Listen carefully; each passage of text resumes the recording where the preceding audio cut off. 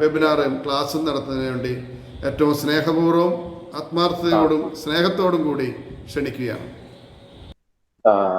KPPA സുഹൃത്തുക്കളെ, വീണ്ടും ഞാൻ നന്ദി പറയുന്നു ഇങ്ങനെ ഒരു അവസരം എനിക്ക് തന്നതിന്. ഇന്ന് ഞാൻ സ്റ്റാറ്റൻസിന്റെ ആ പ്രശ്നങ്ങളെയും അതിനെ തുടർന്നുണ്ടായ സംഭവിച്ച ഈ മൊത്തത്തിൽ ചികിത്സാ രംഗത്ത് മൊത്തത്തിൽ സംഭവിച്ച മാറ്റങ്ങളെ കുറിച്ചൊക്കെയാണ് ഞാൻ പറയാൻ ഉദ്ദേശിക്കുന്നത്. വലിയൊരു കഥയാണ്, അധികമൊന്നും പറയാൻ പറ്റില്ല, എന്നാലും കുറച്ചൊക്കെ ഒന്ന് പറഞ്ഞു നോക്കാം. ഞാൻ 2016 തോന്നുന്നു അമേരിക്കയിലേക്ക് പോയപ്പോ ന്യൂജേഴ്സി എന്റെ മോളുടെ കൂടെയായിരുന്നു താമസം.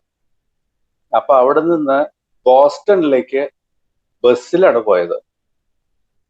അപ്പോ ബസ്സിന്റെ ഫ്രണ്ട് സീറ്റില് മുകളിലത്തെ നിലയില്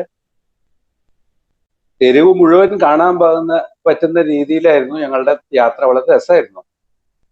അപ്പോ ആ യാത്രാ മധ്യത്തില് ഫ്രാമിംഗ്ഹാം എന്ന നഗരം ഞങ്ങൾ താണ്ടി. ആ നഗരം പെട്ടെന്ന് തന്നെ പല ഓർമ്മകളിലേക്കും വായിച്ചു. അപ്പൊ ആ ഓർമ്മകളിൽ ചിലത് ആണ് ഞാനിപ്പോ അവതരിപ്പിക്കാൻ പോകുന്നത്. ആദ്യമായിട്ടാണ് ഒരു വലിയ തോതിലുള്ള ഒരു എപ്പിഡെമിയോളജിക്കൽ സ്റ്റഡി നടന്നത്. അത് ഫ്രാമിംഗ്ഹാമിലാണ്. 1948 5000 ചില്ലാനും വോളണ്ടിയേഴ്സിനെ ഉപയോഗിച്ച് അത് ഇന്നും തുടരുന്നുണ്ട്. അവരുടെ മക്കളും മക്കളുടെ മക്കളും ഒക്കെ ആയിട്ട് അത് ഇന്നും തുടരുന്നു. ഈ ഒരു പഠനത്തിനെ ആസ്പദിച്ച് 3000 ചില്ലാനും പിയർ റിവ്യൂഡ് പേപ്പേഴ്സ് തന്നെ പബ്ലിഷ് ആയിട്ടുണ്ട്. അന്നാണ് ആ ഒരു പഠനത്തിലാണ് 3 വില്ലന്മാര്, 3 or 4 വില്ലന്മാര് നമ്മളുടെ ഹൃദയ ആഘാതത്തിനെ കുറിച്ചിട്ടുള്ള അതിന് കാരണമായിട്ടുള്ള 3-4 കാരണങ്ങൾ കണ്ടെത്തിയത് ഈ ഫ്രാമിംഗ്ഹാം സ്റ്റഡിയിലാണ്. അന്ന് കണ്ടു കൊളസ്ട്രോൾ, പ്രഷർ, ഒബീസിറ്റി, സ്മോക്കിംഗ്, ഇതൊക്കെയാണ് ഹാർട്ട് ഡിസീസിന്റെ പ്രധാന കാരണം. 1957 ഈ വിവരങ്ങളെല്ലാം പ്രസിദ്ധീകരിക്കപ്പെട്ടു. അന്നാണ് അമേരിക്കയിലെ ആ വമ്പിച്ച തോതിലുള്ള ബ്ലഡ് പ്രഷറും കൊളസ്ട്രോളും സ്മോക്കിങ്ങും ഒബീസിറ്റിയും ഡയബറ്റീസും ഒക്കെ വലിയൊരു പ്രശ്നമാണെന്ന് അവർക്ക് മനസ്സിലായത്. അപ്പൊ അടുത്ത സ്ലൈഡില് നിങ്ങൾക്ക് കാണാം, ഇന്ന് നമ്മൾ ഏറ്റവും കൂടുതൽ ഭയപ്പെടുന്ന 3 വില്ലന്മാരാണ് ഷുഗർ, പ്രഷർ, കൊളസ്ട്രോൾ. ഇതാണ് ഫാർമ കമ്പനീസിന്റെ ഏറ്റവും ഫേവറേറ്റ് ആയിട്ടുള്ള ഡാർലിങ്സും ഇവര് തന്നെയാണ്. ഏറ്റവും കൂടുതൽ വരവുണ്ടാക്കുന്നതും ഈ 3 പ്രശ്നങ്ങളിൽ കൂടിയാണ്. അപ്പൊ അതില് ഈ 3 വില്ലന്മാരെ നേരിടാൻ പറ്റിയ നായകന്മാരെ തേടിയിട്ടുള്ള യാത്രയാണ് ഫാർമസ്യൂട്ടിക്കൽ ഇൻഡസ്ട്രിയിൽ നമുക്ക് ഇന്ന് വരെ കാണാനുള്ളത്. അതിൽ ആദ്യം ഷുഗറിന് പരിഹാരം കണ്ടെത്തിയത് 1929 ഇൻസുലിൻ കണ്ടെത്തിയതോടുകൂടിയാണ്. ഇൻസുലിൻ കുത്തിവെക്കുകയും ഒക്കെ ആയിട്ട് അത് വലിയൊരു ശല്യം ആയതുകൊണ്ടാണ് പിന്നീട് ഓറൽ ആന്റി ഡയബറ്റിക്സിന്റെ പ്രഭാവം പിന്നെ കാണുന്നത്. അത് 1950 തന്നെ ടോൾബുട്ടമൈഡിന്റെ പ്രവേശനത്തോട് കൂടിയിട്ട് അബ്ജോണിന്റെ ഒറിനേസ്, അതിലാണ് ഇൻസുലിന് പകരം ടോൾബുട്ടമൈഡ് ആവാം, ഓറൽ ആന്റി ഡയബറ്റിക് ആവാം എന്ന് കണ്ടെത്തിയത്. അബ്ജോൺ അവരത് ടെക്സ്റ്റിൽ നിന്ന് കടം മേടിച്ചിട്ടാണ് അത് തുടങ്ങിയത്. അമേരിക്കക്കാരല്ല അതിന്റെ ഉപജ്ഞാതാക്കള്, ടെക്സ്റ്റ് ആയിരുന്നു. പക്ഷെ ഇതുകൊണ്ട് പണം ഉണ്ടാക്കിയത് മുഴുവൻ അമേരിക്കക്കാരാണ്. അപ്പൊ അടുത്ത വില്ലനാണല്ലോ പ്രഷർ. അതിന്റെ പരിഹാരം കണ്ടെത്തിയത് വേൾഡ് വാർ 2 സമയത്ത് ഒരു ആക്സിഡന്റ് ആയിരുന്നു. അന്ന് ഈ പെനിസിലിൻ വലിയ ഒരു പ്രശ്നമായിരുന്നു. എന്താ വെച്ചാൽ പെൻസിലിൻ ഉണ്ടാക്കാനുള്ള ടെക്നോളജി ഒന്നും ഉണ്ടായിരുന്നില്ല. അപ്പൊ വളരെ കുറച്ച് പെൻസിലിനെ ഉണ്ടാക്കാൻ സാധിച്ചിരുന്നുള്ളൂ. അതിന്റെ മാനുഫാക്ചർ വളരെ ലിമിറ്റഡ് ആയതുകൊണ്ട് ഈ ശരീരത്തിലേക്ക് ഇഞ്ചക്ട് ചെയ്ത പെൻസിലിൻ പുറത്തു പോകാതെ എക്സ്ക്രീറ്റ് ആകാതിരിക്കാൻ എന്താണ് ഒരു മാർഗം? വാസ്തവത്തില് വേൾഡ് വാർ യുദ്ധത്തിന്റെ സമയത്തൊക്കെ അവർ ഈ യുദ്ധത്തില് മറ്റേ വ്രണങ്ങളൊക്കെ ആയിട്ട് വന്ന് കിടക്കുന്ന രോഗികൾക്ക് പെൻസിലിൻ കൊടുത്താണല്ലോ അവരുടെ ഈ അണുബാധയൊക്കെ നിയന്ത്രിച്ചിരുന്നത്. പെൻസിലിൻ പുറത്തു പോകുമ്പോൾ മൂത്രം കളക്ട് ചെയ്ത് അതിൽ നിന്ന് വീണ്ടും വേർതിരിച്ച് വീണ്ടും ഇൻജെക്ട് ചെയ്യുന്ന ഒരു പരിപാടി ഉണ്ടായിരുന്നു. അപ്പൊ അത് മൂത്രത്തിൽ കൂടി പുറത്തു പോകാതിരിക്കാൻ എന്താണ് ഒരു വഴി എന്ന് കണ്ടെത്തിയിട്ടാണ് പ്രോബിനിസിൻ എന്നൊരു സാധനം അന്ന് കണ്ടെത്തിയത്.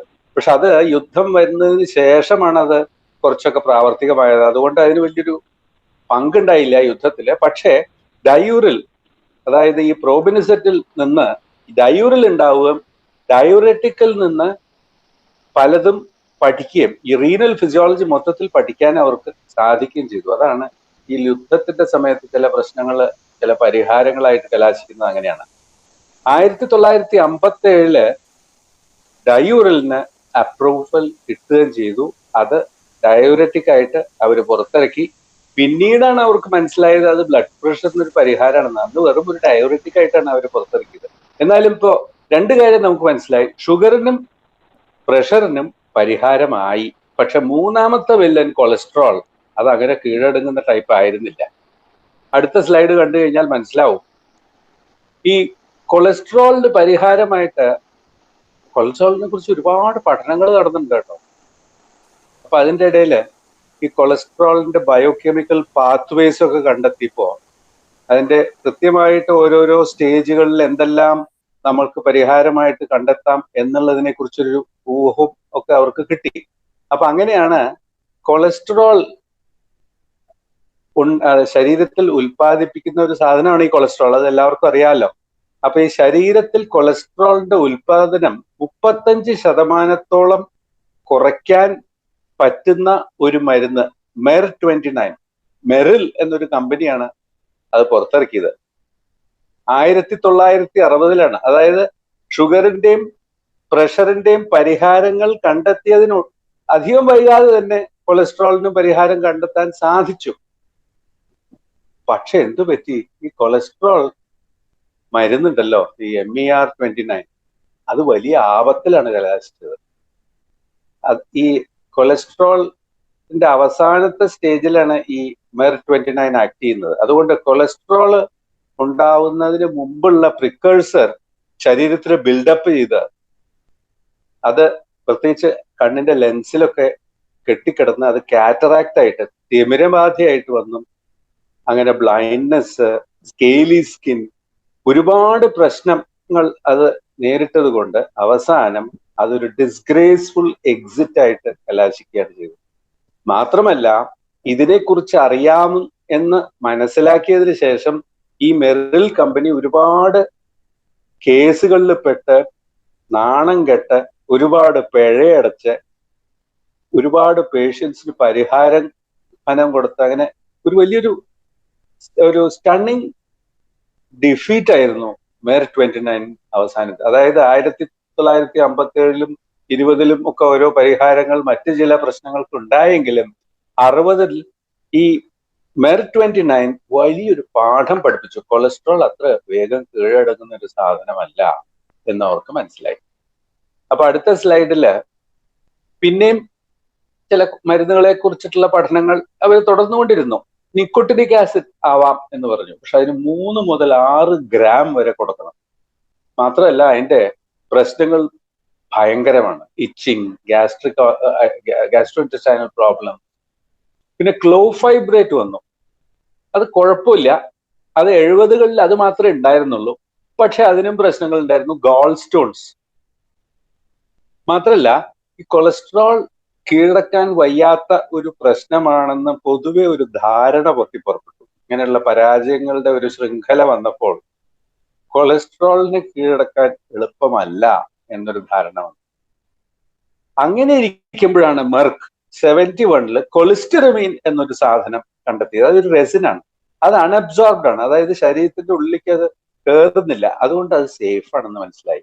മാത്രമല്ല അതിന്റെ ടോക്സിറ്റി കുറവാണ്. പക്ഷേ അതിന് വേറെ ചില പ്രശ്നങ്ങളായിരുന്നു. 2 മുതൽ 8 ഗ്രാം വരെ, അത് ഗുളികയായിട്ടല്ല, ഒരു പാക്കറ്റായിട്ടാണ് വരിക. അത് വളരെ ഒരു ദുർഗന്ധത്തോട് കൂടിയിട്ടുള്ള ഒരു സാധനമായിരുന്നു. മാത്രമല്ല കോൺസ്റ്റിപ്പേഷൻ, ഡയറിയ, ചിലർക്ക് ഇങ്ങനെ പല ഗ്യാസ്ട്രോ ഇൻറ്റസ്റ്റൈനൽ പ്രോബ്ലംസ് അതിനും ഉണ്ടായിരുന്നു. എന്നാൽ തന്നെയും അവരത് ലൈസൻസ് ചെയ്യാൻ മീഡ് ജോൺസന് കൊടുത്ത് ക്വെസ്ട്രാൻ എന്ന് പറഞ്ഞൊരു മരുന്നായിട്ട് അത് പുറത്തേക്ക് വന്നു. അപ്പോ എന്താണ് ഇതിന്റെയൊക്കെ പാഠം? ഈ മരുന്ന് എന്ന് പറഞ്ഞ സാധനം വരുമ്പോഴാണ് രോഗത്തിനെ കുറിച്ചിട്ടുള്ള ശ്രദ്ധ വർദ്ധിക്കുന്നത്. കൊളസ്ട്രോൾ അതുവരെ അവഗണിക്കപ്പെട്ട ഒരു മേഖലയായിരുന്നു, മരുന്നുകൾ ഇല്ലാത്തത് കൊണ്ടാണ്. പക്ഷെ ഷുഗറും പ്രഷറും വലിയൊരു സംഭവങ്ങളായിട്ട് ഉയർന്നുകൊണ്ടേയിരുന്നു. അപ്പോൾ കൊളസ്ട്രോൾ പിന്നാക്കം പോയത് എന്തുകൊണ്ടാണ്? അന്ന് മരുന്നുണ്ടായിരുന്നില്ല. മരുന്ന് കണ്ടുപിടിച്ചതിന് ശേഷം എന്താ ഉണ്ടായത്? അതാണ് ഞാൻ ഇനി വരാൻ പോകുന്നത്. വരുന്ന സ്ലൈഡുകളിൽ അതിനെക്കുറിച്ച് ഞാൻ പറയാം. ഷുഗറും പ്രഷറിനും നേരത്തെ ചികിത്സകൾ കണ്ടെത്തി. കൊളസ്ട്രോളിന് പ്രാക്ടിക്കലി പോസിബിൾ ആയിട്ടുള്ള ഒരു റെമഡി ഉണ്ടായിരുന്നില്ല. അത് സ്റ്റാറ്റിൻസിന്റെ വരവിലാണ് ആ പരിഹാരം മനുഷ്യരാശി കണ്ടെത്തിയത്. അപ്പൊ അതുവരെ അത് ഒരു അപ്രധാനമായിട്ടുള്ളൊരു വിഷയമായിട്ട് നിൽക്കുകയായിരുന്നു. മാത്രമല്ല 1970 കൊളസ്ട്രോൾ ഒരു പ്രോബ്ലമായിട്ട് കണ്ടിട്ടും പലരും അതൊരു ഹെൽത്ത് ഫാഡ് ആണെന്ന് പറഞ്ഞ് അതിനെ പുച്ഛിച്ചു തള്ളി, ഡോക്ടർമാർ ഉൾപ്പെടെ. നാഷണൽ അക്കാഡമി ഓഫ് സയൻസ് പറഞ്ഞു, efforts to control cholesterol lack justification in clinical and scientific literature എന്ന് കൊളസ്ട്രോളിനെ അവജ്ഞാപൂർവം തള്ളിക്കളഞ്ഞ ഒരു പരിപാടി 1980 വരെ അങ്ങനെയുള്ളൊരു സമീപനമായിരുന്നു കൊളസ്ട്രോളിനോട് മനുഷ്യർക്ക് ഉണ്ടായത് എന്ന് നിങ്ങൾ മനസ്സിലാക്കണം. അപ്പോഴാണ് ബ്രൗൺ ആൻഡ് ഗോൾഡ്സ്റ്റൈൻ്റെ നോബൽ പ്രൈസ് വരുന്നത് 85. ബ്രൗൺ ആൻഡ് ഗോൾഡ്സ്റ്റൈൻ ഈ കൊളസ്ട്രോൾ, ഈ ഫെമിലിയൽ ഹൈപ്പർ കൊളസ്ട്രീമിയയുടെ പിന്നിൽ പ്രവർത്തിക്കുന്ന ചില ജീൻസിനെ ഒക്കെ കണ്ടെത്തി. LDL റിസപ്റ്ററിനെ കുറിച്ച് മനസ്സിലായി. LDL റിസപ്റ്റർ ആണ് LDLനെ എൻഡോസൈറ്റോസ് ചെയ്ത് കൊളസ്ട്രോൾ റിച്ച് LDLനെ ശരീരത്തിൽ നിന്ന് നീക്കം ചെയ്യുന്നതൊക്കെ അങ്ങനെയാണ്. LDL റിസപ്റ്ററിന്റെ പ്രശ്നങ്ങൾ കൊണ്ടാണ് ഈ കൊളസ്ട്രോൾ കൂടുന്നത്. അങ്ങനെയാണ് ഹാർട്ട് ഡിസീസ് വരുന്നത്. HMG കോയിൻ റിഡക്ടേസ് എന്ന റേറ്റ് ലിമിറ്റിംഗ് സ്റ്റെപ്പ് അന്നാണ് ഈ ബ്രൗൺ ആൻഡ് ഗോൾഡ്സ്റ്റൈൻ്റെ വർക്കിലാണ് HMG കോയിൻ റിഡക്ടേസിനെ കുറിച്ചുള്ള പഠനങ്ങളും അന്നാണ് നടന്നത്. 1984 അടുത്ത സ്ലൈഡില് lipid research clinics coronary primary prevention trial എന്നൊരു വലിയൊരു പഠനം നടന്നു. അത് ഈ നോബൽ പ്രൈസും ഈ നോബൽ പ്രൈസ് കിട്ടുന്നതിന് മുമ്പ് ഇവർ എഴുതിയ പേപ്പേഴ്സും ഒക്കെ എല്ലാവർക്കും അറിയായിരുന്നു. അപ്പൊ കൊളസ്ട്രോളിനെ കുറിച്ച് പഠിക്കുന്ന കൂട്ടര് അത് തുടരെ വായിച്ച് അതിൽ നിന്ന് എന്തെങ്കിലും പണം ഉണ്ടാക്കാൻ വല്ല വഴിയുണ്ടോ എന്ന് നോക്കിക്കൊണ്ടിരിക്കുമ്പോഴാണ് ഈ ഗോൾഡ്സ്റ്റൈനിന്റെ പേപ്പേഴ്സ് വരുന്നതും അതിനെക്കുറിച്ചിട്ടുള്ള പഠനങ്ങൾ നടക്കുന്നതും. അങ്ങനെ കൊളസ്ട്രോൾ ഒരു വില്ലനാണെന്ന് ഫ്രാമിംഗ്ഹാമിൽ നിന്ന് തെളിഞ്ഞു. അപ്പൊ അതിനുള്ള പരിഹാരത്തിന്റെ ഇത് കണ്ടപ്പോഴാണ് 1984 കൊളസ്ട്രോൾ കുറച്ചാൽ ഹാർട്ട് ഡിസീസ് കുറയ്ക്കാൻ പറ്റും എന്ന് തെളിയിച്ച ഒരു പഠനം ആദ്യമായി ജനങ്ങൾക്ക് മുമ്പിൽ അവതരിപ്പിക്കാൻ സാധിച്ചത് LRC CPPT ട്രയലിൽ കൂടിയാണ്. Lipid research clinic coronary primary prevention trial എന്നുള്ളതാണ് ഈ LRC CPPT എന്ന് പറയുന്നത്.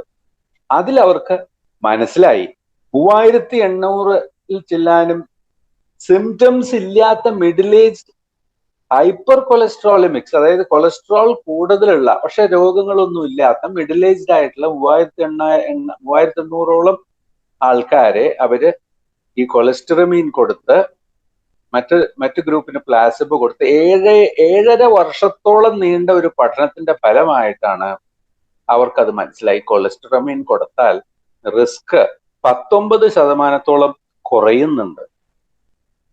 മാത്രമല്ല LDL കൊളസ്ട്രോൾ 20% കുറയുന്നുണ്ട് പ്ലാസിബോവിന്.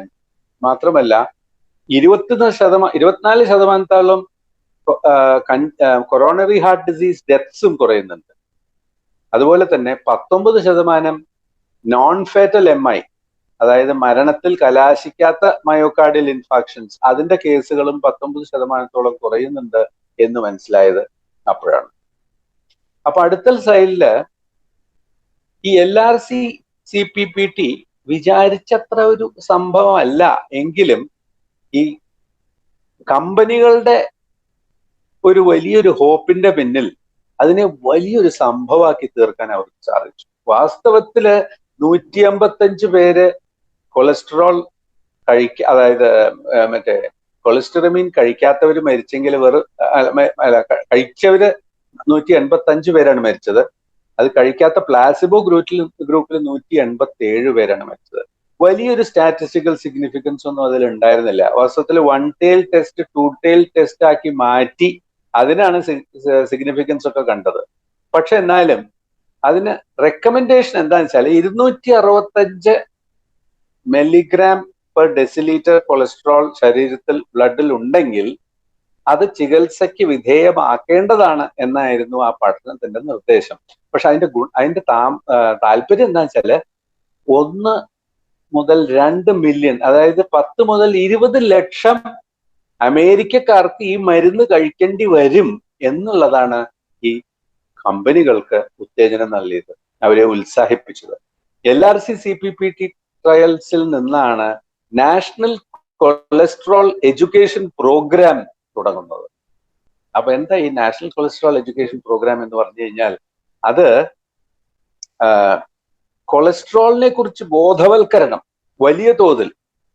അപ്പോ ഈ കൊളസ്ട്രോളിനെ കുറിച്ച് ബോധവൽക്കരണം എത്രത്തോളം പ്രാധാന്യമുണ്ട് എന്നുള്ളത് അവർക്ക് മനസ്സിലായത് national high blood pressure education പ്രോഗ്രാമിന്റെ പാഠങ്ങളിൽ നിന്നാണ്. വാസ്തവത്തില് ഡയൂറിൽ എന്ന മരുന്ന് വന്നപ്പോൾ തന്നെ കമ്പനികൾ ബ്ലഡ് പ്രഷറിനെ കുറിച്ച് പഠനങ്ങൾ നടത്തി, അതായത് പൊതുജനങ്ങൾക്ക് ധാരണ ഉണ്ടാവാൻ വേണ്ടിയിട്ട് വലിയ തോതില് ഒരു എഡ്യൂക്കേഷണൽ പ്രോഗ്രാം നടത്തി. അതായത് മരുന്ന് കഴിക്കാൻ അവരെ പ്രേരിപ്പിക്കുന്നതിന് ഈ എഡ്യൂക്കേഷൻ പ്രധാനമാണെന്ന് മനസ്സിലാക്കി.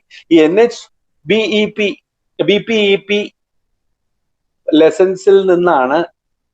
അങ്ങനെയാണ് ഈ കൊളസ്ട്രോളിന് എന്തുകൊണ്ട് ഒരു നാഷണൽ എഡ്യൂക്കേഷൻ പ്രോഗ്രാം തുടങ്ങിക്കൂടാ എന്നറിഞ്ഞിട്ടാണ് അവര് കമ്പനികളുടെ പിന്തുണയോട് കൂടിയിട്ട് NCEP, അതായത് നാഷണൽ കൊളസ്ട്രോൾ എഡ്യൂക്കേഷൻ പ്രോഗ്രാം തുടങ്ങി വെച്ചത്. NCEP borrowed most of the techniques used for pharmaceutical promotion with the exception of hiring a sales force. Sales റെപ്രസെന്റേറ്റീവ്സിനെ വച്ചില്ല എന്ന് മാത്രം.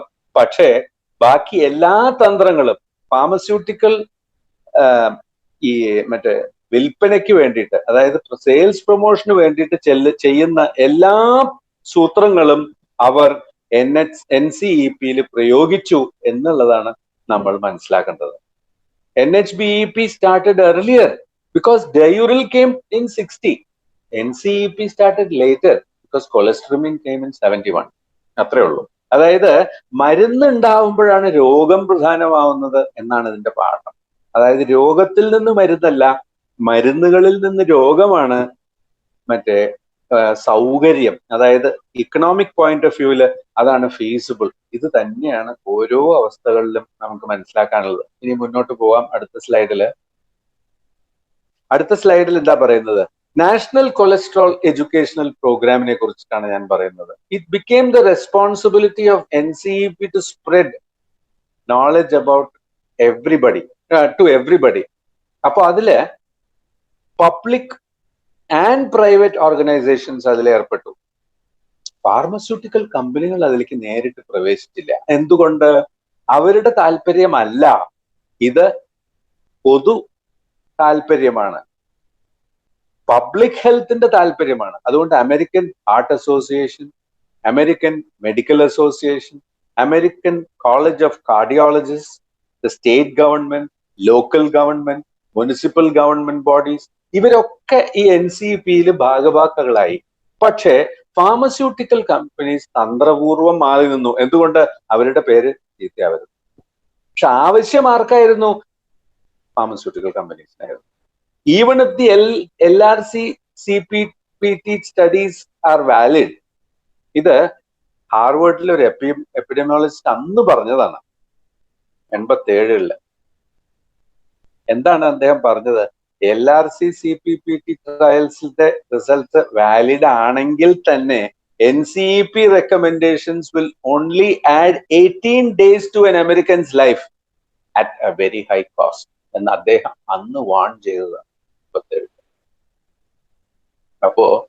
അപ്പൊ ഇതിന്റെയൊക്കെ കാര്യങ്ങളാണ് ഞാൻ ഇനി ഇവിടെ വർണ്ണിക്കാൻ പോകുന്നത്. അപ്പോ LRC-CPPT സ്റ്റഡീസ് എപ്പോ വന്നു? കൊളസ്ട്രോമിന്റെ പ്രവേശനോട് കൂടിയിട്ട്, സ്റ്റാറ്റിൻസിന്റെ പ്രവേശനത്തോട് കൂടിയിട്ട് എന്തെല്ലാം ഉണ്ടായി അതാണ് ഇനി പറയാൻ പോകുന്നത്.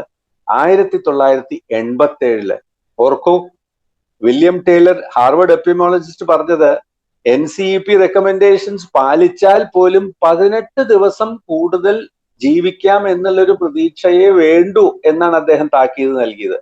പക്ഷേ സ്റ്റാറ്റിൻസിന്റെ വരവോട് കൂടിയിട്ട് സർവത്ര മാറി. ആദ്യത്തെ സ്റ്റാറ്റിൻ മെവക്കോർ ആയിരുന്നു, ലോവർ സ്റ്റാറ്റിൻ. അപ്പോ അത് അന്ന് പറയുന്നുണ്ട്, ജെറമി ഗ്രീൻ എന്ന് പറഞ്ഞ ഒരു വിഖ്യാതനായിട്ടുള്ള ഒരു സയൻസ് ഹിസ്റ്റോറിയൻ ഉണ്ട്, ഹാർവർഡിലാണെന്ന് തോന്നുന്നുണ്ട്, ഹാർവർഡ് പ്രൊഫസർ ആണെന്ന് തോന്നുന്നുണ്ട്. അദ്ദേഹം എഴുതിയ ഒരു പുസ്തകത്തിന്റെ ഭാഗങ്ങളാണ് ഞാൻ ഉദ്ധരിക്കുന്നത് കേട്ടോ. അതൊന്നും ഞാൻ എന്റെ കഴിവുകൊണ്ട് ഉണ്ടാക്കിയതല്ല. ഇതിൽ പലതും ഞാൻ ജെറമി ഗ്രീന്റെ പുസ്തകം വായിച്ചതിന് ശേഷം ആകാശിന്റെ സഹായത്തോടു കൂടി പുസ്തകമൊക്കെ സംഘടിപ്പിച്ച് അത് വായിച്ച് അങ്ങനെ കിട്ടിയ കുറെ ഇൻഫർമേഷൻ ആണ് ഇപ്പൊ ഞാൻ നിങ്ങൾക്ക് മുമ്പിൽ പറയുന്നത്. അപ്പൊ അന്നത്തെ ആ സംഭവങ്ങളെ കുറിച്ച് ജെറമി ഗ്രീൻ എന്താണ് പറയുന്നത്? If the birth of NCEP was intimately tangled with cholestyramine, the expansion and growth of cholesterol treatment guidelines in 80s and 90s had everything to do with the rise of statin.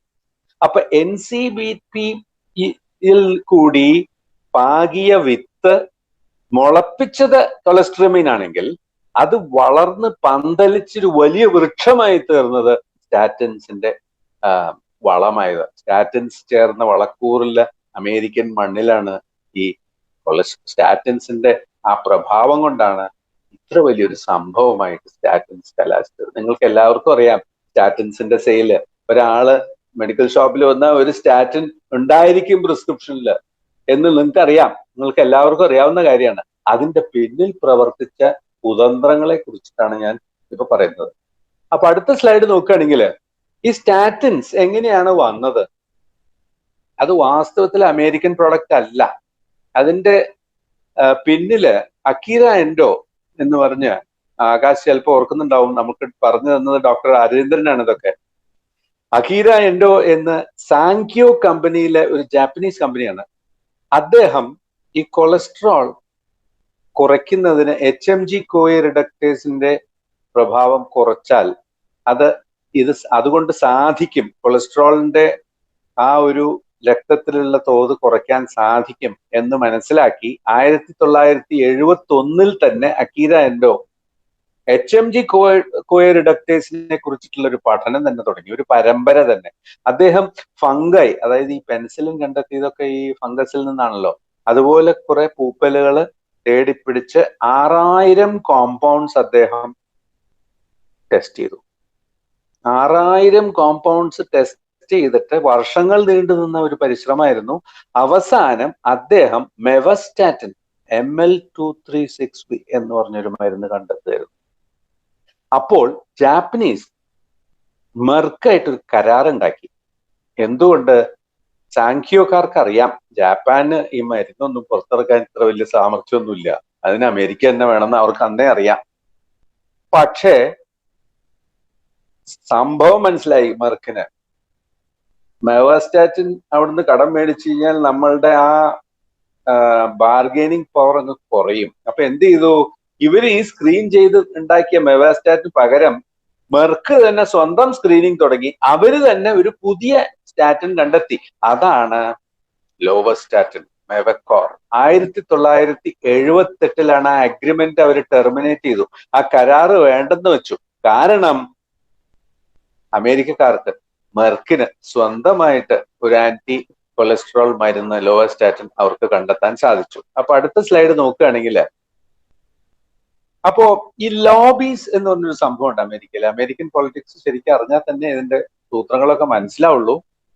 അപ്പോ അതില് green ഒരു പ്രത്യേകിച്ച് ഒരു കാര്യം പറയുന്നുണ്ട്. Citizens for public action on cholesterol was added to the government Lasker family of disease specific lobbying groups. ഈ അമേരിക്കയിലൊക്കെ ഒരാവശ്യം ഗവൺമെന്റിനെ അറിയിക്കാൻ വേണ്ടിയിട്ട് അവരിൽ നിന്ന് അതിന് അനുഗുണമായിട്ടുള്ള തീരുമാനങ്ങൾ അവരിൽ നിന്ന് ലഭിക്കാൻ വേണ്ടിയിട്ട് ചില ലോബീസ് ഉണ്ടാക്കുന്ന ഒരു സമ്പ്രദായമുണ്ട്. അങ്ങനെ ആ ലോബീസിന്റെ ഭാഗമായിട്ട് citizens for public action on cholesterol എന്ന് പറഞ്ഞൊരു ലോബി ഉണ്ടാക്കി. അവരാണ് ഈ കൊളസ്ട്രോളിന് ഇത്രയധികം പ്രാധാന്യം ഇത്രയധികം മനുഷ്യരെ ഭയപ്പെടുത്തുന്ന രീതിയിൽ കൊളസ്ട്രോളിനെ അവതരിപ്പിച്ച് എല്ലാവരിലും ഒരു ഭീതി സൃഷ്ടിച്ചതിന് ഒരു വലിയ പങ്ക് ഈ citizens for public action cholesterol. അപ്പോ അതിന്റെ പിന്നിലുള്ള പ്രവർത്തനം എന്ന് വെച്ചാല് ഈ citizens for public action on കൊളസ്ട്രോളിനുള്ള പൈസ മുഴുവൻ മെർക്കിലായിരുന്നു.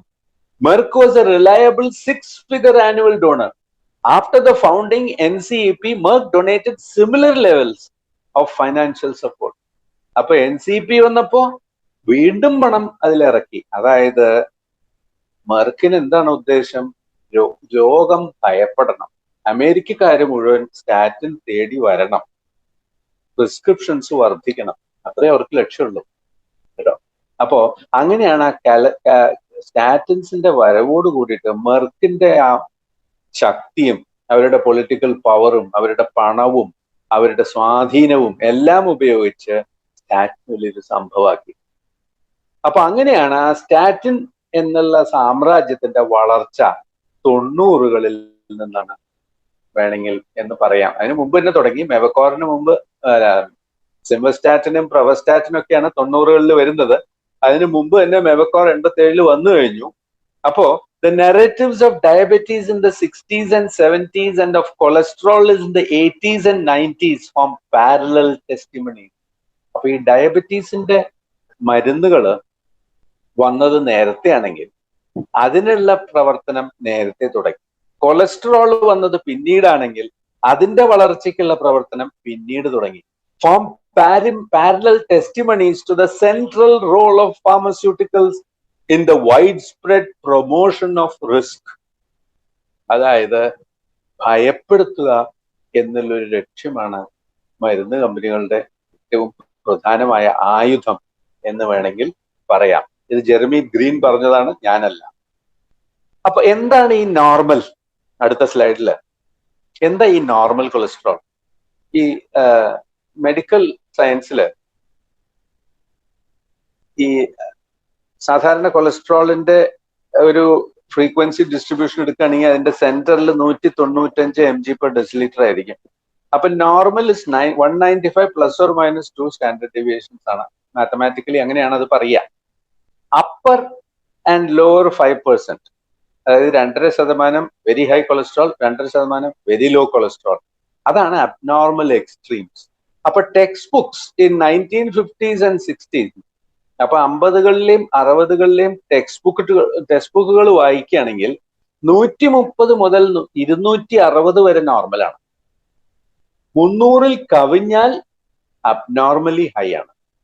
ഇതായിരുന്നു അന്നത്തെ തീരുമാനങ്ങൾ. അങ്ങനെയാണ് ടെക്സ്റ്റ് ബുക്കുകള് കൊളസ്ട്രോൾ ലെവൽസിനെ കുറിച്ചുള്ള നോർമൽസിയെ കുറിച്ച് പറഞ്ഞിരുന്നത്. പക്ഷേ അതിനൊരു വാദം കണ്ടെത്തി. ഇത്രയും അധികം കൊളസ്ട്രോൾ 260 വരെയൊക്കെ കൊണ്ടുപോയി കഴിഞ്ഞാൽ അത് നഷ്ടമല്ലേ, രോഗികൾ കുറയില്ലേ? അപ്പോ അവർ വേറൊരു വാദം കണ്ടെത്തി. എന്താണ് ആ വാദം? America is not normal. American epidemic of CHD, അതായത് കൊറോണറി ഹാർട്ട് ഡിസീസിന്റെ എപ്പിഡമിക് അമേരിക്കയിൽ ഉണ്ടെന്ന് അവർക്ക് മനസ്സിലായി. ഇതെല്ലാവർക്കും അറിയാം. അത് എന്തുകൊണ്ടാണ്? കൊളസ്ട്രോൾ റിച്ച് അമേരിക്കൻ ഡയറ്റാണ് അതിനൊരു കാരണം. അണ്ടർ എക്സസൈസ്ഡ് അമേരിക്കൻ ബോഡിയാണ് അതിന് കാരണം. The bell curve doesn't apply to Americans. അത് poor countries with low CHD mortality. അപ്പൊ ഈ നോർമൽ എന്നുള്ളതിനൊരു റീഡെഫിനിഷൻ കൊടുക്കാൻ നാഷണൽ കൊളസ്ട്രോൾ എഡ്യൂക്കേഷൻ പ്രോഗ്രാമിന്റെ വക്താക്കൾക്ക് സാധിച്ചു എന്നുള്ളതാണ്.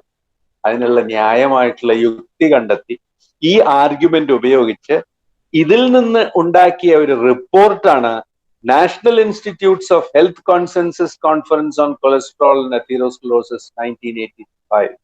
അങ്ങനെ American government endorse 2 things for statin. 2 കാര്യങ്ങൾ പ്രോത്സാഹിപ്പിച്ചത് ഗവൺമെന്റ് ആണ്.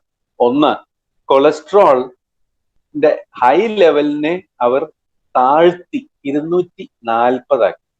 എന്തുകൊണ്ട്? 25% അഡൽട്ട് പോപ്പുലേഷൻ അമേരിക്കയില് ചികിത്സ ആവശ്യപ്പെടും എന്നുള്ള ഉറപ്പുകൊണ്ട്. മാത്രമല്ല, announced government funded program to fight cholesterol. അതായത് ഗവൺമെന്റിന്റെ ഫണ്ട് ഉപയോഗിച്ച് സ്റ്റാറ്റിൻസിന്റെ സെയിൽസ് കൂട്ടാനുള്ള ഒരു പദ്ധതിയും അവരാവിഷ്കരിച്ചു എന്നുള്ളതാണ് അതിന്റെ തമാശ. ഇതൊക്കെയാണ് സ്റ്റാറ്റിൻസിന്റെ പിന്നിലുള്ള കഥ കേട്ടോ. നിങ്ങൾ എല്ലാവരും ഇത് മനസ്സിലാക്കണം. അപ്പോ ഞാൻ സ്റ്റാറ്റിൻസ് ചീത്തയാന്നല്ല പറയണത്, ഉപയോഗമില്ല എന്നല്ല പറയണത്. അപ്പൊ ഈ സ്റ്റാറ്റിൻസ് ഒരു വലിയൊരു സംഭവമായപ്പോ അടുത്ത സ്ലൈഡില് നിങ്ങൾക്ക് കാണാം, ഒരുപാട് സ്റ്റാറ്റിൻസ് രംഗപ്രവേശം ചെയ്തു. പ്രൊവാസ്റ്റാറ്റിൻ, സിംവസ്റ്റാറ്റിൻ, ഫ്ലൂവസ്റ്റാറ്റിൻ, അറ്റോർവസ്റ്റാറ്റിൻ, സെറിവസ്റ്റാറ്റിൻ, പിറ്റാവസ്റ്റാറ്റിൻ, റോസുവാസ്റ്റാറ്റിൻ, ഇങ്ങനെ ഓരോന്നായിട്ട് ഇങ്ങനെ പുറത്ത് ഇനി ഉണ്ടാവും കേട്ടോ സ്റ്റാറ്റിൻസ്. അത് മരുന്നുകൾക്കാൾക്ക് കൂടുതൽ അറിയാം. ഞാനിപ്പോ ഇത്രയും കൊണ്ടുവന്നേ ഉള്ളൂ. മെവാസ്റ്റാറ്റിൻ ആണ് അക്കീറ എൻഡോ കൊണ്ടുവന്നത്. അത് ക്ലിനിക്കിൽ ഇറങ്ങുകയും ചെയ്തില്ല. അതാണ് എന്റെ തമാശ. അപ്പൊ ആദ്യമായിട്ട് ഒരു സ്റ്റാറ്റിൻ കണ്ടെത്തിയ ആള് നിഷ്പ്രഭനായിട്ട് ആരും അറിയപ്പെടാതെ ഒളിഞ്ഞു നിൽക്കുമ്പോൾ സ്റ്റാറ്റിൻസിന്റെ ഒരു പരമ്പര തന്നെ ഉണ്ടാക്കി അമേരിക്ക മുന്നേറിയതിന്റെ പിന്നിലെ ചരിത്രവും ഇതാണ്. അപ്പോ ഈ ക്ലിനിക്കൽ ട്രയൽ എന്ന് പറഞ്ഞൊരു സംഭവം വന്നത് ഈ ഒരു കാലത്താണ്. ഈ ക്ലിനിക്കൽ ട്രയൽസ് നടത്താൻ മൊത്തത്തില് അപ്പൊ റീഗന്റെ സമയത്താണെന്ന് തോന്നുന്നുണ്ട് ആദ്യമൊക്കെ ഗവൺമെന്റ് ആയിരുന്നു ക്ലിനിക്കൽ ട്രയൽസ് അധികവും നടത്തിയിരുന്നത്. റീഗൻ പറഞ്ഞു ക്ലിനിക്കൽ ട്രയൽസ് പ്രൈവറ്റ് കമ്പനികൾ തന്നെ നടത്തണം. അദ്ദേഹം ഒരു പ്രൈവറ്റൈസേഷന്റെ ആശാനായിരുന്നു. എല്ലാം പ്രൈവറ്റ് ആക്കണം എന്നുള്ള ഒരു ചിന്ത, റിപ്പബ്ലിക്കൻ എക്സ്ട്രീമിസം എന്ന് വേണമെങ്കിൽ പറയാം, അത് റീഗന്റെ കാലത്താണ് അത് തുടങ്ങി വെച്ചത്. അപ്പൊ അന്ന് ഈ ക്ലിനിക്കൽ ട്രയൽസ് മുഴുവൻ പ്രൈവറ്റ് ആയിട്ട് നടത്താനുള്ള ഒരു പദ്ധതി ഗവൺമെന്റിന്റെ സമ്മതത്തോടു കൂടി അത് അത് എന്താ പറയാ, അത് നിലവിൽ വന്നു. അപ്പൊ അങ്ങനെ ക്ലിനിക്കൽ ട്രയൽസ് നടത്താൻ വേണ്ടി അതിന് മാത്രമായിട്ട് ചില കമ്പനികൾ ഉണ്ടായി. അപ്പൊ അതിന്റെ ഗുണം എന്താണെന്ന് വെച്ച് കഴിഞ്ഞാല് ക്ലിനിക്കൽ ട്രയൽ ഒരു തലവേദനയാണ്. ആൾക്കാരെ റിക്രൂട്ട് ചെയ്യണം, അതിന് കൃത്യമായിട്ടുള്ള മരുന്നുകൾ അതിനു വേണ്ടി മാത്രം ഉണ്ടാക്കണം, അത് കറക്റ്റായിട്ട് അഡ്മിനിസ്റ്റർ ചെയ്യണം, അവരുടെ ഡേറ്റ മുഴുവൻ ഉണ്ടാക്കണം, കൺസെന്റ് ഫോം ഒപ്പിക്കണം, ഇങ്ങനെ ഒരുപാട് അതിന്റെ ഡേറ്റ അനലൈസ് ചെയ്യണം, ഇന്റർപ്രറ്റ് ചെയ്യണം, പബ്ലിഷ് ചെയ്യണം. ഇതൊക്കെ കൂടി ചെയ്യാൻ ചില കൂട്ടരിറങ്ങി. ക്ലിനിക്കൽ അത് ഇന്നും CROs ഇന്ത്യയിലും വളരെയധികം ഫേമസ് ആയിട്ട് ഒരുപാട് CROs ഉണ്ടെന്ന് നിങ്ങൾക്ക് എല്ലാവർക്കും അറിയാവുന്നതാണ്. എത്രയോ പേര് ജോലി തേടി പോകുന്നത് CROസിലാണ്. അപ്പൊ അങ്ങനെ ക്ലിനിക്കൽ ട്രയൽസ് ഒരു വലിയൊരു ഇൻഡസ്ട്രി ആയിട്ട് കലാശിക്കുകയാണ് ചെയ്തത്. അപ്പൊ അതിന്റെ കാരണം സ്റ്റാറ്റിൻസ് ആണ്. സ്റ്റാറ്റിൻസ് എന്തുകൊണ്ട് കാരണമായി ഇത്ര വളരെ സ്റ്റാറ്റിൻസ് ഇറങ്ങി പുറത്തേക്ക്? ഈ ഓരോ സ്റ്റാറ്റിൻസിന്റെയും പിന്നിൽ ട്രയൽസ് വേണം. ഈ trials became instruments to expand the patient pool, indication and influence guidelines. ഈ ട്രയൽസിന്റെ അടിസ്ഥാനത്തില് രോഗികളുടെ എണ്ണം വർദ്ധിച്ചു. രോഗികൾക്ക് ഏതെല്ലാം കാരണം കൊണ്ട് ഇത് കൊടുക്കാം എന്നതിന്റെ കാരണങ്ങൾ വർദ്ധിച്ചു. ട്രീറ്റ്മെന്റിന്റെ ഗൈഡ് ലൈൻസ് വരെ അവർ ചേഞ്ച് ചെയ്യാൻ പറ്റി. ഈ ട്രയൽസിന്റെ അതിപ്രസരം, അതിന് പിന്നിൽ പ്രവർത്തിക്കുന്ന ചില കമ്പനികൾ, ഇതിന്റെയൊക്കെ ആ ബാഹുല്യം കൊണ്ട് clinical trials became an instrument to distort a lot of clinical reality എന്നുള്ളതാണ് നിങ്ങൾ മനസ്സിലാക്കേണ്ടത്. അപ്പൊ ഇതിന്റെ ഒക്കെ തുടക്കം സ്റ്റാറ്റിൻസിലാണ് കേട്ടോ. അപ്പോ അതൊക്കെ നിങ്ങൾ അറിഞ്ഞിരിക്കണം. ഇതൊന്നും നിങ്ങൾക്ക് ടെക്സ്റ്റ് ബുക്കിൽ വായിക്കാൻ പറ്റില്ല, ബുദ്ധിമുട്ടാണ്. അടുത്ത സ്ലൈഡില് എക്സൽ ട്രയലിനെ കുറിച്ച് പറയാം. Excel trial Merck called it the phase 5 trial. വാസ്തവത്തിലെ FDA 4 സ്റ്റേജേ പറയുന്നുള്ളൂ, phase 1, phase 2, phase 3, phase 4. പക്ഷെ Merck called it a phase 5 trial. അപ്പോ എന്താണ് ഈ phase 5 ട്രയലിന്റെ ഉദ്ദേശം? Excel goal set cholesterol target less than 200 and LDL target less than 160. നോക്കണം, രോഗികളുടെ എണ്ണം കൂട്ടാൻ വേണ്ടിയിട്ടാണ്. ഞാൻ പറഞ്ഞല്ലോ, ഈ ട്രയൽസിന്റെ ഒക്കെ ഉദ്ദേശം രോഗികളുടെ എണ്ണം കൂട്ടുക, പ്രോഫിറ്റ് കൂട്ടുക, വിൽപ്പന കൂട്ടുക, ഇതൊക്കെയായിരുന്നു പ്രധാനമായിട്ട്. Majority taking Mevacor had LDL cholesterol target set by NCEP. അപ്പൊ അങ്ങനെ NCEP ഈ ട്രയൽസിൽ നിന്ന് കിട്ടിയ സംഖ്യകളൊക്കെ കടം വാങ്ങി അവർ പുതിയ ഗൈഡ് ലൈൻസ് ഉണ്ടാക്കാൻ തുടങ്ങി. By generating data using NCEP's numerical thresholds, the Excel trial results buttressed the NCEP thresholds with empirical base. അങ്ങനെ അതിന് ഈ NCEPയുടെ ഡേറ്റയൊക്കെ ശരിയാണെന്ന് അത് ശരിവെക്കാൻ വേണ്ടിയിട്ടുള്ള ചില കണക്കുകൾ ഉണ്ടാക്കിയതും ഈ കമ്പനികളാണ്, സ്റ്റാറ്റിൻ കമ്പനികൾ. അവരുടെ കൂടെ നിന്ന CROs ആണ്. അവരുടെ പഠനത്തിൽ നിന്നുണ്ടായ തെളിവുകളാണ്. അപ്പൊ ആ തെളിവുകൾ എന്നെ ഉണ്ടാക്കിയെന്ന് അത് പിന്നെ നമുക്ക് പറയാം, അത് വേറൊരു വിഷയമാണ്. അങ്ങനെ reclassified Mevacor as a first line agent in certain condition. അങ്ങനെയാണ് CROസിന്റെ വളർച്ച. Excel was sponsored by Merck. It was, പക്ഷെ എങ്ങനെയാണ് ഈ എക്സൽ സ്റ്റഡി നടത്തിയത്? അത് വളരെ രസകരമായിട്ട് സംഭവമാണ്. മെർക്കാണ് ഇതിന്റെ സ്പോൺസർ, അതായത് പണം കൊടുക്കുന്നത് മെർക്കാണ്. കണ്ടക്ട് ചെയ്യുന്നത് അക്കാഡമിക് മെഡിക്കൽ സെന്റേഴ്സിലാണ്. പ്രൈവറ്റ് സ്ഥാപനമാണെങ്കിലും അക്കാഡമിക് ആണ്. യൂണിവേഴ്സിറ്റി ഓഫ് കാൻസസിലും ലൂസിയാന സ്റ്റേറ്റ് യൂണിവേഴ്സിറ്റിയിലും വെയ്ലർ കോളേജ് ഏറ്റവും ശ്രേഷ്ഠമായ മെഡിക്കൽ കോളേജുകളിൽ ഒന്നാണ്. ഏറ്റവും കൂടുതൽ അറിയപ്പെടുന്നതും ബഹുമാനിക്കപ്പെടുന്നതുമായിട്ടുള്ള മെഡിക്കൽ കോളേജാണ്. ഇവിടെ ഒക്കെയാണ് ഈ ട്രയൽസിന്റെ പഠനങ്ങൾ നടന്നത്. It was executed by a CRO called Clinical Research International, one of the earliest CRO. അത് അന്നൊരു ചെറിയൊരു സംഭവമായിരുന്നു. റിസർച്ച് ട്രയാങ്കിൾ പാർക്കിൽ ഉടലെടുത്ത ഒരു CRO ആയിരുന്നു. അപ്പൊ അടുത്ത ട്രയൽസിൽ മനസ്സിലാവും CROസിന്റെ ആ പ്രഭാവം. അവര് ഈ ക്ലിനിക്കൽ ട്രയൽസ് പടർന്ന് പന്തലിക്കാൻ ഒരു കാരണമായി ഞാൻ നേരത്തെ പറഞ്ഞല്ലോ. ബിക്കോസ് അതെന്താ വെച്ചാൽ അവരത് വളരെ ലഘൂകരിച്ചു. ഈ കമ്പനികളുടെ പണി അങ്ങോട്ട് കുറച്ചു. അത് ഞാൻ നേരത്തെ പറഞ്ഞു, റെപ്പിറ്റേഷൻ ആണ്. എങ്കിലും നിങ്ങൾ അറിയണം, അവരാണ് ആ ട്രയലിന് വേണ്ടിയിട്ടുള്ള മരുന്ന് ഉണ്ടാക്കുന്നത്, അവരാണ് സബ്ജക്ട്സിനെ എൻറോൾ ചെയ്യുന്നത്, അവരാണ് ഡേറ്റ മുഴുവൻ ഉണ്ടാക്കുന്നത്, എഴുതിയെടുക്കുന്നത്, അവരാണ് ഏറ്റവും പ്രധാനം. ഇത് ഞാൻ അപ്പൊ പറഞ്ഞില്ല. റെഗുലേറ്ററി റിക്വയർമെന്റ്സ്, അതായത് ഇതിന് അപ്രൂവൽ കിട്ടാൻ വേണ്ടിയിട്ടുള്ള ആ ഫയലിംഗ് സിസ്റ്റം മുഴുവൻ തയ്യാറാക്കുന്നത് ക്ലിനിക്കൽ ട്രയൽ ഓർഗനൈസേഷൻ, അതായത് CROs ആണ്. അപ്പൊ അങ്ങനെ 1990കളുടെ അവസാനമായപ്പോഴേക്കും 25% drug development budgets were outsource to CROs. അപ്പൊ CROs വലിയൊരു സംഭവമായി. അവിടെയും പ്രോഫിറ്റിന്റെ ഒരു ലക്ഷ്യം അവർക്ക് വന്നു. പ്രോഫിറ്റ് ലക്ഷ്യമാണെന്നുണ്ടെങ്കിൽ എന്ത് പറയണം? സ്പോൺസറിനെ പ്രീതിപ്പെടുത്തണം. സ്പോൺസറിന് പ്രീതി വരണമെന്നുണ്ടെങ്കിൽ എങ്ങനെയാണ്? ട്രയൽ സക്സസ് ആയിരിക്കണം. എന്താണ് ഈ സക്സസ്? പേഷ്യന്റിന്റെ സക്സസ് അല്ല, കമ്പനിയുടെ സക്സസ് ആണ്, മരുന്നിന്റെ സക്സസ് ആണ്. അങ്ങനെ CROസും ഗവൺമെന്റും കമ്പനികളും എല്ലാവരും ഒത്തുചേർന്ന്, എന്താണ് ഞാൻ പറയാ, പേഷ്യൻസിനെ കബളിപ്പിക്കുക എന്ന് ഞാൻ പറയാൻ പറ്റില്ല, പക്ഷെ പേഷ്യൻസിനെ ഒരു ആയുധമാക്കി, ഒരു ലാഭം ലഭിക്കാനുള്ള ഒരു ആയുധമാക്കി എന്ന് വേണമെങ്കിൽ നമുക്ക് പറയാം. ഇതൊക്കെ ജെറമി ഗ്രീൻസിന്റെ പുസ്തകം വായിക്കൂ. അത് നിങ്ങൾ എല്ലാവരും വായിക്കേണ്ട ഒരു പുസ്തകമാണ്. അപ്പൊ അങ്ങനെ NCP, അടുത്ത സ്ലൈഡില് NCP treat line guide lines എങ്ങനെയാണ് സ്റ്റാറ്റിൻ മാർക്കറ്റ്സിനെ എക്സ്പാൻഡ് ചെയ്തത്? അതെന്താന്ന് വെച്ചാല്, നിങ്ങൾ എല്ലാവരും JNC ഗൈഡ് ലൈൻസിനെ കുറിച്ച് കേട്ടിട്ടുണ്ടാവും. ഹൈപ്പർ ടെൻഷൻ, അതായത് ബ്ലഡ് പ്രഷർ ചികിത്സിക്കാൻ ചില കൃത്യമായ തീരുമാനങ്ങളൊക്കെ എടുത്തിട്ടുണ്ടാവും. വലിയ വലിയ കമ്മിറ്റികളൊക്കെയാണ് അത് ചെയ്യുന്നത്. അപ്പൊ JNC ഗൈഡ് ലൈൻസ് പ്രകാരം ബ്ലഡ് പ്രഷർ ചികിത്സയ്ക്ക് ചില സംവിധാനങ്ങൾ ഉണ്ടാക്കാം എങ്കിൽ ATP എന്ന് പറഞ്ഞ്, അതായത് NCPയുടെ ട്രീറ്റ്മെന്റ് ഗൈഡ് ലൈൻസ്, അതായത് കൊളസ്ട്രോൾ ട്രീറ്റ്മെന്റ് എങ്ങനെ ചെയ്യണം എന്നതിനെ കുറിച്ച് അതുപോലൊരു ബോഡി ഉണ്ടാക്കി അവര് ഇറക്കിയിട്ടുള്ള ഗൈഡ് ലൈൻസിനാണ് ATP. അത് ATP2 ആയപ്പോഴേക്കും അത് പലതിനും മാറ്റം വന്നു. അപ്പോഴേക്കും വേറൊരു, just as JNC expanded the definition of hypertension, ATP also expanded the definition of statin, helped the expansion of statin. അപ്പോഴാണ് 1997 ഫോറസ്റ്റ് ട്രയൽ, സിമ്മസ്റ്റാറ്റിൻ ട്രയൽ നടക്കുന്നത്, ആൻഡ് കെയർ ട്രയൽ നടക്കുന്നത്. അവരെന്ത് ചെയ്തു? ഈ ഗൈഡ് ലൈൻസിന്റെ ചില തത്വങ്ങൾ മാറ്റി വച്ച് അതിൽ നിന്ന് ചില ഗൈഡ് ലൈൻസ് തീരുമാനങ്ങൾ മാറ്റി അതില് LDL ലിമിറ്റ് CHD പേഷ്യൻസ് 130 നിന്ന് 100 ആക്കി അവർ കുറച്ചു. എന്താണ് അതിനുണ്ടായത്? പേഷ്യൻസിന്റെ സംഖ്യ പിന്നെയും കൂടി. ഓവർനൈറ്റ്, ഒരൊറ്റ രാത്രി കൊണ്ട് സ്റ്റാറ്റിൻ ഉപയോഗിക്കാം അല്ലെങ്കിൽ ഉപയോഗിക്കണം എന്നുള്ള നിർദ്ദേശത്തോടു കൂടിയുള്ള രോഗികളുടെ എണ്ണം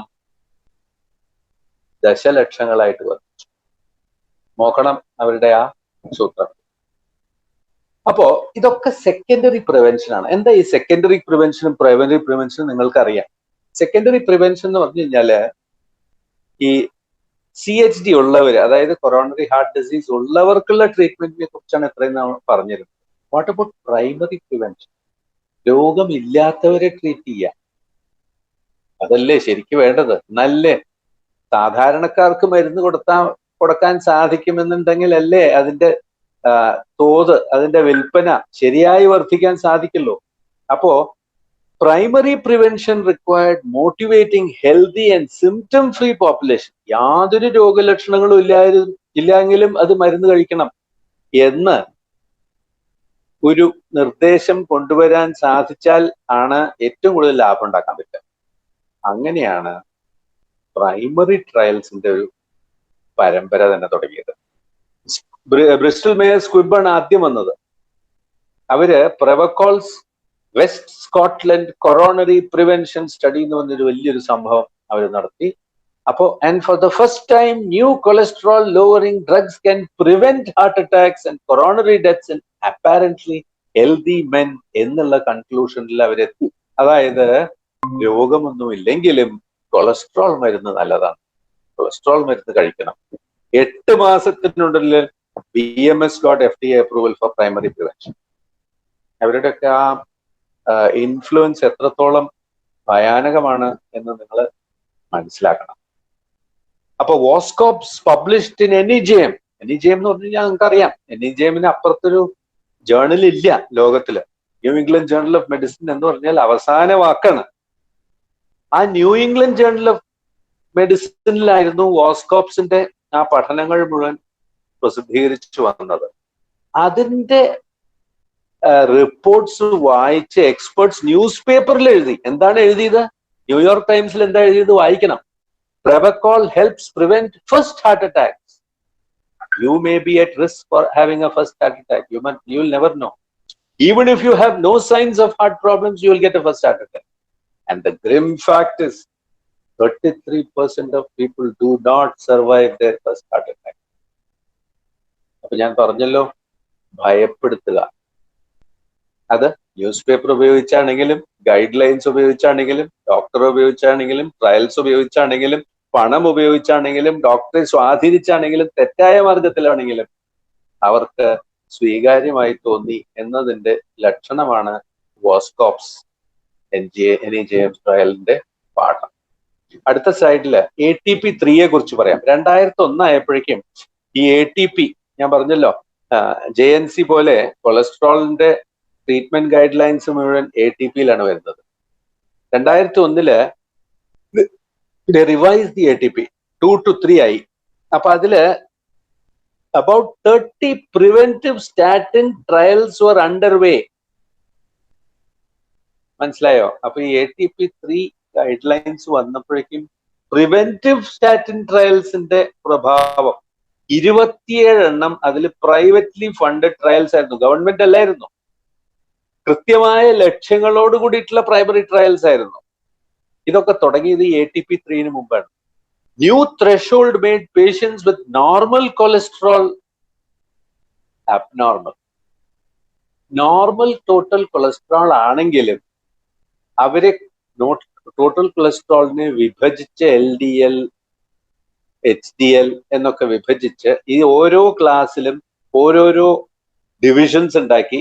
LDL ഇസ് ഐഡിയൽ ആവാം, അബവ് ഓപ്റ്റിമം ആവാം, ബോർഡർ ലൈൻ ആവാം, ഹൈ ആവാം, വെരി വെരി ഹൈ ആവാം. ഇങ്ങനെ ഓരോന്നൊക്കെ അങ്ങോട്ട് വന്ന് ഈ LDL cholesterol, total cholesterol normal ആണെങ്കിലും LDL കൂടുതലാണോ, അബവ് ഓപ്റ്റിമൽ ആണോ, ബോർഡർ ലൈൻ ആണോ, ഹൈ ആണോ, വെരി ഹൈ ആണോ, മരുന്ന് കഴിക്കണം.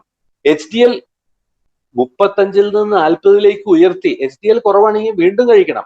ഡയബറ്റീസ് വന്നു കഴിഞ്ഞാൽ പിന്നെയും സ്കോർ കൂടി. അതായത് 2001 ATP ഗൈഡ് ലൈൻസ് പ്രകാരം സ്റ്റാറ്റിൻ ഉപയോഗിക്കുന്ന US രോഗികളുടെ എണ്ണം 3 ഇരട്ടി വർദ്ധിച്ചു എന്നാണ് നിങ്ങൾ മനസ്സിലാക്കേണ്ടത്. Commercial clinical trials played a key role. അതായത് ഈ പ്രൈവറ്റ്ലി ഫണ്ടഡ് ആയിട്ടുള്ള ഈ CROs നടത്തിയ, ഞാൻ പറഞ്ഞല്ലോ CROസിന്റെ ലക്ഷ്യം എന്താണ്? സ്പോൺസറിനെ പ്രീതിപ്പെടുത്തണം. സ്പോൺസറിനെ പ്രീതിപ്പെടുത്തണം എന്നുണ്ടെങ്കിൽ എങ്ങനെ? ട്രയൽസ് റിസൾട്ട് പോസിറ്റീവ് ആയിരിക്കണം, അവർക്ക് അനുകൂലമായിരിക്കണം. അപ്പൊ രോഗിയല്ല ഇവിടെ hero. Hero is the company which produce. അതായത് most ATP3 members had financial ties to statin companies. ഇതാണ് ഇതിന്റെ ഒരു ഫുട് നോട്ട് ആയിട്ട് നിങ്ങൾ വായിക്കേണ്ടത്. ഈ ATP3 ഗൈഡ് ലൈൻസ് ഉണ്ടാക്കിയവർ ഓരോരുത്തരും സ്റ്റാറ്റിൻ കമ്പനികളിൽ നിന്ന് പണം വാങ്ങിച്ചവരാണ് എന്നുള്ളതും നിങ്ങൾ അറിയണം. അപ്പോ അങ്ങനെയാണ് cholesterol awareness program plans for OTC വന്നത്. അപ്പൊ എന്താണ് കൊളസ്ട്രോൾ? എന്തായാലും സാധാരണക്കാർക്കും കൊളസ്ട്രോൾ ആവശ്യമാണെങ്കിൽ എന്തുകൊണ്ട് അതൊരു OTC ആക്കിക്കൂടാ എന്ന് മെർക്ക് ചിന്തിച്ചു തുടങ്ങി. എപ്പോഴാണെന്നറിയാമോ? മെർക്കിന്റെ മെവക്കോറിന്റെ പേറ്റന്റ് എക്സ്പയറി ആയപ്പോഴാണ് അത്. പേറ്റന്റ് പോയി കഴിഞ്ഞാൽ പിന്നെ ആർക്കും ഉണ്ടാക്കാമല്ലോ. അപ്പൊ അതൊരു OTC ആക്കി എന്താ എന്നുള്ളൊരു ചിന്ത വന്നത് 2000-ലാണ്. അവരൊരു പെറ്റീഷൻ കൊടുത്തു FDA-ക്ക്, ഞങ്ങളുടെ മെവോക്കോർ ഒരു OTC ആക്കി തരൂ എന്ന് ആലോചിക്കണം. പക്ഷെ OTC ടാറ്റു is not possible for cholesterol. എന്താ കാരണം? FDA പറഞ്ഞു OTC is possible only for self-recognizable conditions that are symptomatic and require treatment for short duration and can be treated without the intervention of a doctor. അപ്പോ cholesterol എത്രയാണെന്ന് ഒരാൾക്ക് പറയാൻ പറ്റില്ലല്ലോ. പക്ഷെ അതിന് വേറെ ചില എതിർവാദങ്ങളൊക്കെ ഉണ്ട്. കൊളസ്ട്രോളിന്റെ എമൗണ്ട് കണ്ടെത്താനുള്ള ഡൊമസ്റ്റിക് കിറ്റ്സ് ഒക്കെ ഉണ്ട്, വീട്ടിൽ കൊണ്ടുപോയി ടെസ്റ്റ് ചെയ്യാം. എന്തായാലും അവസാനം FDA പറഞ്ഞു പറ്റില്ല, OTC ആക്കാൻ പറ്റില്ല എന്നവർ പറഞ്ഞു. ദൈവാദിനം അങ്ങനെ അതൊരു OTC ആയില്ല. അടുത്ത ഫൈസർ, കുറച്ചതിന്റെ പിന്നിലെ കാരണം ഫൈസറിന് അത് ഇഷ്ടമായില്ല. എന്താ വെച്ചാൽ അവരുടെ ലിപ്പിറ്റോർ ലോഞ്ച് ചെയ്ത സമയത്താണ് ഈ OTCയുടെ ഐഡിയ വന്നത്. ഫൈസറിന്റെ അവര് ശക്തമായിട്ട് എതിർത്തു. We don't see how patients will be able to monitor their levels and treat to the right goal എന്ന് അവർ പറഞ്ഞ് കർശനമായിട്ട് അവര് താക്കീത് നൽകി. സ്റ്റാറ്റിൻസ് OTC ആവാൻ സാധിക്കരുത്. ഇന്നും OTC അല്ല കേട്ടോ. പക്ഷെ അന്ന് OTC ആക്കാൻ ഉള്ള ഒരു പ്രവണത അന്ന് ഇൻഡസ്ട്രീസിൽ ഉണ്ടായിരുന്നു എന്നുള്ളത് നിങ്ങൾ ധരിക്കണം, അത്രേ ഉള്ളൂ. അങ്ങനെ ആ സ്റ്റാറ്റിൻസിന്റെ ഞാൻ അവസാനിക്കുകയാണ്. ഈ സ്റ്റാറ്റിൻസ് അവസാനം ഒരു തമാശ രൂപത്തിൽ ഡോക്ടർമാര് പറയാറുണ്ട്, ഇത്ര എല്ലാവർക്കും സ്റ്റാറ്റിൻസ് കൊടുക്കണമെന്നുണ്ടെങ്കിൽ വെള്ളത്തില് ഫ്ലൂറൈഡ് ആഡ് ചെയ്യുന്ന പോലെ കുറച്ച് statins, add statins to the nation's drinking water supply എന്ന് തമാശ രൂപത്തിൽ ഡോക്ടേഴ്സ് പറഞ്ഞു തുടങ്ങി. പിന്നെ അനദർ വൈസ് സജഷൻ ആരോ എഴുതിയതാണ്, അത് ഞാൻ പിന്നീട് പറയാതെ, fast food restaurants should offer statins as condiments to neutralize the harm of junk food. Junk food കഴിക്കുന്നവർക്ക് മക്ഡൊണാൾഡ്സിലൊക്കെ പോയി കഴിഞ്ഞാൽ കുറച്ച് സ്റ്റാറ്റിൻസിന്റെ കോണ്ടിമെന്റ്സ്, അതായത് ഈ ചില്ലി ഫ്ലേക്സും ഒറിഗാനോ ഒക്കെ കൊടുക്കുന്ന പോലെ ഒരു പാക്കറ്റ് ഓഫ് ഒരു സാഷേ ഓഫ് ഫ്ലേവേർഡ് സ്റ്റാറ്റിൻസ് കൂടി കൊടുത്താൽ എന്താ എന്ന് വരെ പൊതുജനം പറയുന്ന ഒരു അവസ്ഥ ഉണ്ടായി എന്നാണ് ഞാൻ പറഞ്ഞു വരുന്നത്. അപ്പോൾ ഇതിന്റെ പിന്നിലുള്ള തന്ത്രങ്ങളും ഇതിന്റെ പിന്നിൽ പ്രവർത്തിക്കുന്ന ശക്തികളും പൊളിറ്റിക്കൽ ഫോഴ്സസും പണവും ഒക്കെ നിങ്ങൾ അറിഞ്ഞു വേണം ഒരു മരുന്നിനെ സമീപിക്കാൻ എന്നാണ് എൻ്റെ സന്ദേശം. ദയവ് ചെയ്ത് നിങ്ങൾ എന്നെ ഒരു എന്താ പറയുക, ഒരു ടെററിസ്റ്റ് ആയിട്ട് കാണരുത്. പക്ഷെ ഇതൊക്കെ ഞാൻ ഒരുപാട് വായിച്ചിട്ട് വളരെ കൺവിൻസിങ് ആർഗ്യുമെന്റ്സ് വായിച്ചതിന് ശേഷം കണ്ടെത്തിയ ചില അർത്ഥങ്ങളാണ്. പിന്നെ ഇതിന് പിന്നില് എനിക്ക് കിട്ടിയ ഒരുപാട് പേരുടെ പേപ്പറൊക്കെ വായിച്ചിട്ടുണ്ട്. മെറിയൻ ഡിമാസി, വാസ്തവത്തിൽ എൻ്റെ ഒരു സ്റ്റുഡന്റ്, ഒരു നീലകണ്ഠൻ കുട്ടിയാണ് സത്യത്തില് ഈ ഡിമാസിയെ കുറിച്ച് എനിക്ക് പരിചയപ്പെടുത്തി തരുന്നത്. നീലകണ്ഠൻ ഇവിടെ ഒമാനിലായിരുന്നപ്പോ മേരിയൻ ഡിമാസിയുടെ നേരിട്ട് കണ്ടിട്ടുണ്ട്. അദ്ദേഹം എനിക്കൊരു വീഡിയോ അയച്ചു തന്നു. ഈ മേരിയൻ ഡിമാസിക്ക് ഒരു വേറൊരു കാര്യം കൂടി എനിക്ക് അവരിൽ കൂടി അറിയിക്കാനുണ്ട്.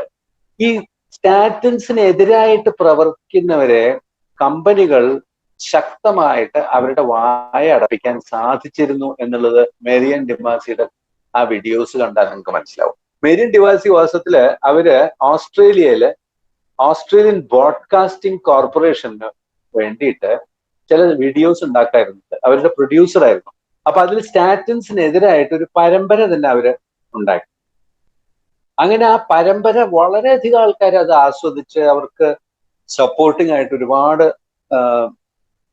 പ്രേരണകളൊക്കെ ഉണ്ടായെങ്കിലും അവസാനം അവർക്കെതിരെ ഒരു ആരോപണം ഉയർന്നു. നിങ്ങൾ ഭയപ്പെടുത്തുകയാണ് ആൾക്കാരെ. സ്റ്റാറ്റിൻസിനെ കുറിച്ച് പറഞ്ഞ് നിങ്ങൾ ഭയപ്പെടുത്തുന്നതുകൊണ്ട് നിങ്ങൾ മനുഷ്യരുടെ മരണത്തിന് ഉത്തരവാദിയായിരിക്കും. എത്രയോ പേർക്ക് സ്റ്റാറ്റിൻസ് ഒരു ആവശ്യമാണ്, അവർ ഇത് ഒഴിവാക്കും, അങ്ങനെ ആൾക്കാർ മരിക്കും എന്ന് പറഞ്ഞ് അവരുടെ ജോലി പോയി. ഓസ്ട്രേലിയൻ ബ്രോഡ്കാസ്റ്റിംഗ് കോർപ്പറേഷൻ അവരെ പുറത്താക്കി, അവർക്കൊരു ചീത്തപ്പേരായി. പക്ഷെ അവരുടെ പണി അവരിപ്പോഴും പ്രവർത്തിക്കുന്നുണ്ട്.